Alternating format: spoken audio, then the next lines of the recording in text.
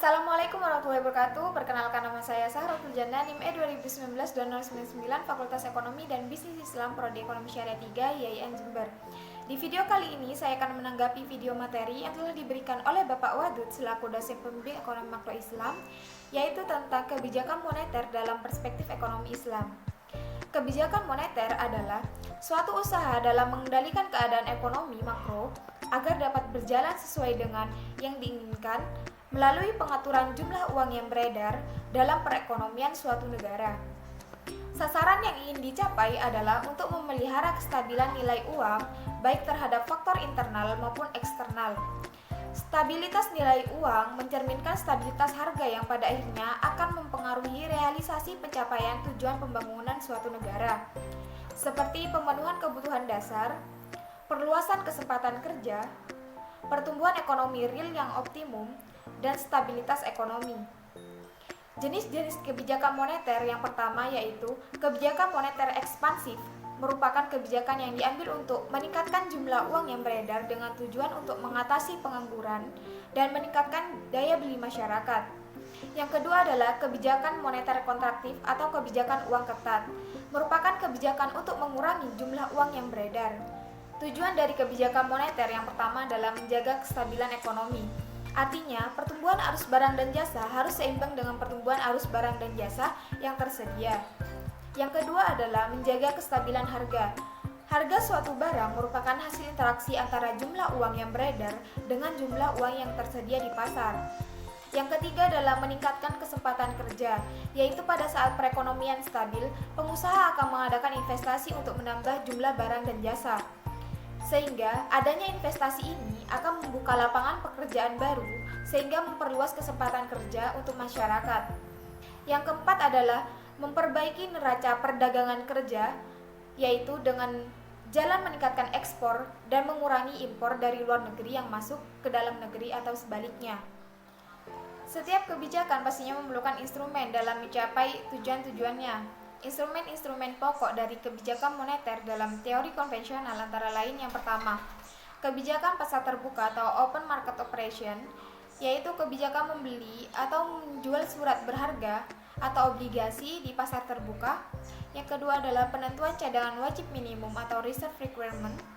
Bank sentral umumnya menentukan angka rasio minimum antara uang tunai dengan uang giral. Yang ketiga adalah penentuan discount rate. Bank sentral merupakan sumber dana bagi bank-bank umum atau komersil dan sebagai sumber dana yang terakhir atau the last line resort. Yang keempat adalah moral suasion, yang mana kebijakan bank sentral yang bersifat persuasif berupa himbauan atau bujukan moral kepada bank-bank umum lainnya.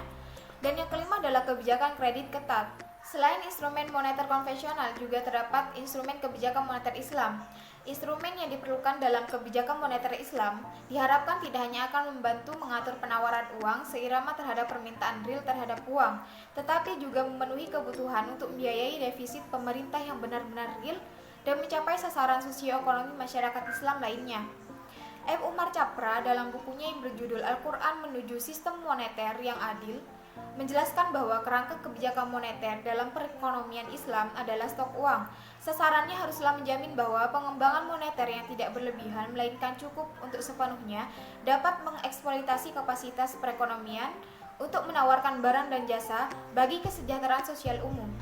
Pelaksanaan kebijakan moneter atau operasi moneter yang dilakukan otoritas moneter sebagai pemegang kendali money supply untuk mencapai tujuan kebijakan moneter dilakukan dengan menetapkan target yang akan dicapai dan dengan instrumen apa target tersebut akan dicapai. Lalu bagaimana jika kita kaitkan dengan situasi pandemik saat ini? Apa tindakan yang sebenarnya harus dilakukan pemerintah terkait kebijakan moneter di Indonesia dalam menghadapi pandemik ini? Ekspansifkah atau kontraktif?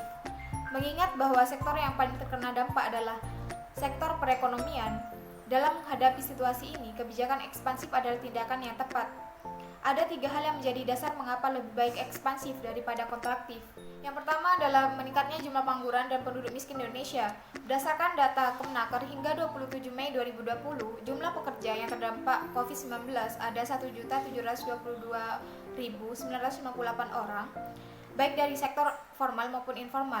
Pelemahan ekonomi akibat COVID-19 berdampak terhadap peningkatan jumlah penduduk miskin Indonesia. Pada skenario terburuk, jika ekonomi tumbuh hanya 1%, maka tingkat kemiskinan Indonesia mencapai 12,37%. Yang kedua adalah penurunan pendapatan mengakibatkan daya beli masyarakat Indonesia yang menurun. Menteri Perencanaan Pembangunan Nasional atau Bappenas memperkirakan daya beli masyarakat yang hilang akibat pandemi Corona per 30 Maret hingga 6 Juni 2020 mencapai 362 triliun. Menurunnya daya beli ini selain disebabkan karena banyaknya masyarakat yang menganggur, juga dipengaruhi oleh instruksi dari pemerintah untuk melakukan kegiatan dari rumah, baik itu work from home atau pembelajaran jarak jauh dan lain sebagainya. Karena hal tersebut, banyak masyarakat yang merasa enggan untuk keluar rumah ataupun memang merasa tidak mampu dalam hal finansial. Yang ketiga adalah banyaknya UMKM yang terkena dampak dari COVID-19. Jumlah UMKM yang tersebar di Indonesia sebanyak 62,9 juta unit, meliputi perdagangan, pertanian, peternakan, hotel, restoran, dan jasa-jasa lainnya. Namun pada masa pandemi ini banyak sekali ditemukan seperti hotel-hotel, tempat wisata, supermarket, dan lain sebagainya ditutup sementara. Bahkan ada juga yang sampai harus gulung tikar. Ada sebanyak 37.000 UMKM di Indonesia yang terkena dampak. Ada 58,97 juta UMKM yang mengalami kendala dalam produksi dan pemasaran di tengah wabah COVID-19. Kendala produksi tersebut salah satunya adalah dari sisi modal. Pemilihan kebijakan moneter ekspansif tidak hanya ditinjau dari alasan-alasan tersebut. Akan tetapi berbagai kebijakan yang ditetapkan BI juga mengarah kepada kebijakan moneter ekspansif. Di antaranya yaitu pembelian SBN dari pasar sekunder dan perdana, penurunan rasio giro wajib minimum atau GWM valuta asing bank-bank umum konvensional, penurunan GWM rupiah, perluasan jenis dan cakupan underlying transaksi bagi investor asing, gerakan Bank Indonesia Peduli COVID-19 dan lain sebagainya.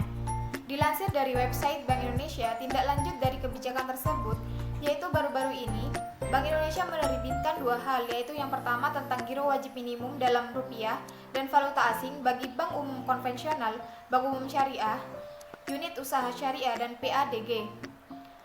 Yang kedua yaitu tentang rasio intermediasi makroprudensial dan penyangga likuiditas makroprudensial bagi bank umum konvensional, bank umum syariah, dan unit usaha syariah.